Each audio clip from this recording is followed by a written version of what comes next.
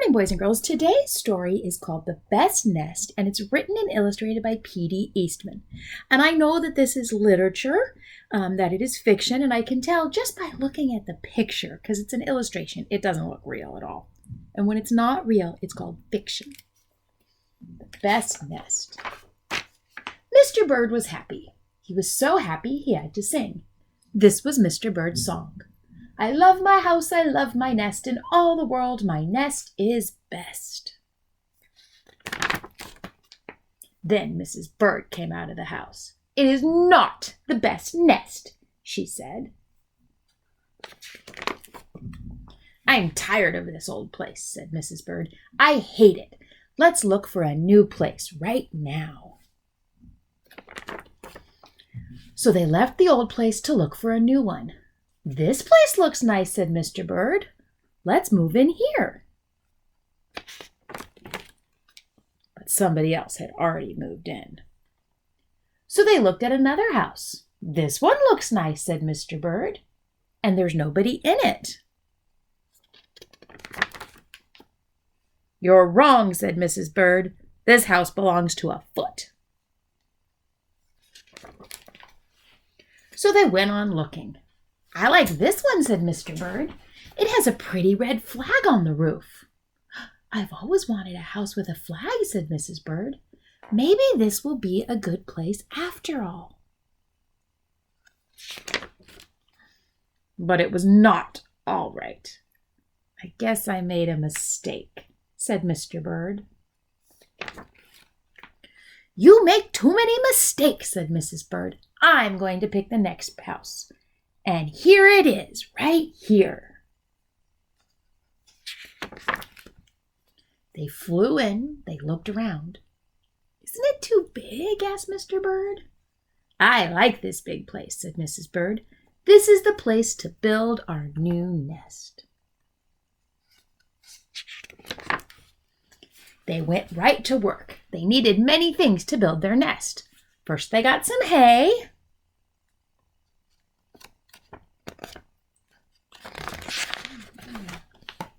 Then they got some soda straw and broom straws. They got some sweater string. They got some stocking string. And mattress stuffing. They got some horsehair. They got some man hair.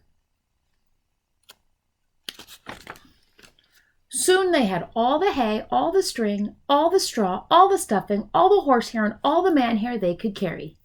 They took it all back to build their nest. Mr. and Mrs. Bird worked very hard. It took them the rest of the morning to finish their nest. This nest is really the best, said Mrs. Bird. I want to stay here forever. Mr. Bird was very happy too. He flew to the top of his house. He sang his song. I love our house, I love our nest, in all the world our nest is best. He was so busy singing, he didn't even see Mr. Parker coming. Every day at 12 o'clock, Mr. Parker came to the church. Mr. Parker came to pull a rope. The rope went up to the bird's new house. The rope rang the big bell right under Mrs. Bird's nest. Bong, bong, bong. Mrs. Bird got out of there as fast as she could fly. Bong, bong, bong, bong, bong, bong, bong. When Mr. Bird came in, all he could see was a mess of hay and strings and stuffing and horsehair and man hair and straws. Where was Mrs. Bird?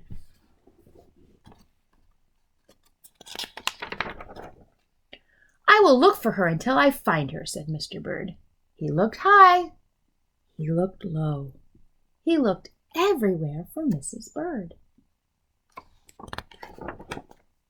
He looked down into a chimney. But Mrs. Bird wasn't there. He looked down into a water barrel, but Mrs. Bird wasn't there. He saw a big, fat cat. There was a big, fat smile on the fat cat's face. There were some pretty brown feathers near the fat cat's mouth. Mr. Bird began to cry.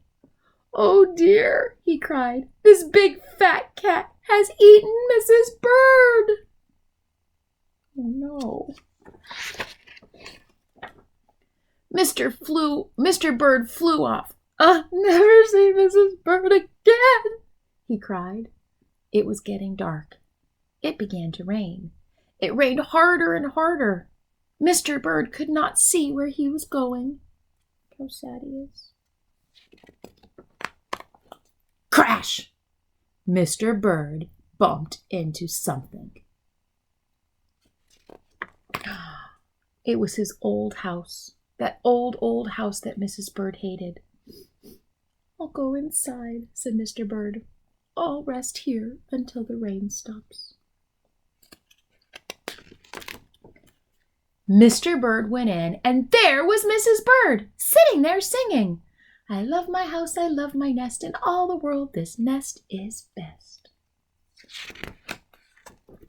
"You here?" gasped Mr. Bird. "I thought you hated this old nest."